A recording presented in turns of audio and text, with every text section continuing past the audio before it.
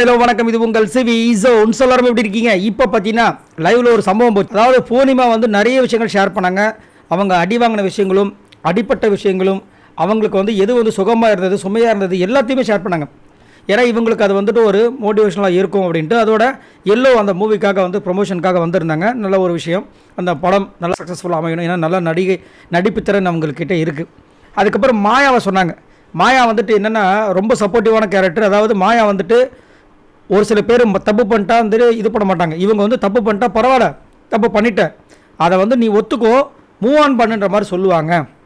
So அந்த மாதிரி எனக்கு எல்லோ மாயா, உங்களுக்கு யார் எல்லோ அப்படின்னு கேட்கும்போது விஜய பார்வதியை கேட்குறாங்க. அதாவது ஃபஸ்ட்டு அவங்க தான் உட்காந்துருந்தாங்க. எனக்கு கம்முறுதின்னாங்க. அப்படியே கம்முறுதி மூஞ்ச காமிச்சாங்க. கம்முறுதி வந்து எனக்கு நல்ல கம்ஃபர்டபுளான ஒரு ஆள். இப்போ அவன் என்கிட்ட பேசலாலும் எனக்கு அவன் இருந்தாவே அது எல்லோ இதுதான்ற மாதிரி சூப்பராக சொன்னாங்க. அதுக்கப்புறம் பார்த்தீங்கன்னா சாண்ட்ரா வந்து பிரஜன் அண்ட் திவ்யாவை சொன்னாங்க. கனி வந்துட்டு எஃப்ஜே அண்ட் விக்கல்ஸை சொன்னாங்க. என்ன சபரியை விட்டாங்களே, இருக்கும் இப்போ வந்து சபரியோட இடத்த வந்து விக்கல்ஸான நிரப்புறார் போல இருக்குது. அதுக்கப்புறம் சபரி வந்து ரம்யாவை சொன்னாப்புல. ஓஹோ. அதுக்கப்புறம் அமித் வந்து கானா வினோத்தை சொன்னார். ஏன்னா 2 பேரும் சிங்கிங்களே.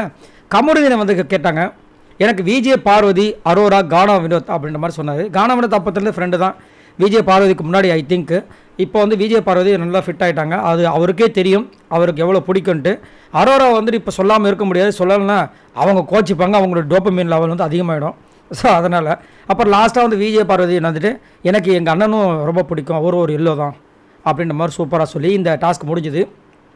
ஸோ என்ன தான் அடிச்சுக்கிட்டாலும் பிடிச்சிக்கிட்டாலும் பிரச்சனை வந்துட்டா ஒருத்தர் டிப்போண்டா அப்படின்ற மாதிரி வந்து 2 பேரும் சொன்னது சம மாதம் இருந்துச்சு. அரோராவுக்கு தான் கண்டிப்பாக வயிறு எரிஞ்சிருக்கும். என்னடா அது, எவ்வளோ மந்திரம் போட்டாலும் இவன் வந்துட்டு திரும்ப விஜய பார்வதி சொல்லிகிட்டே இருக்கானே அப்படின்ற மாதிரி தோணிருக்கும். சரி, நீங்கள் உங்களோட கருத்துக்களை சொல்லுங்கள். உங்களுக்கு எனக்கு இந்த கண்டஸ்டன்ட் ரொம்ப பிடிக்கும், எல்லோ கண்டஸ்டன்ட்னா நீங்கள் யாரை சொல்வீங்க? மறக்காமல் கமெண்ட்ஸ் பண்ணுங்கள். பாய் நண்பர்.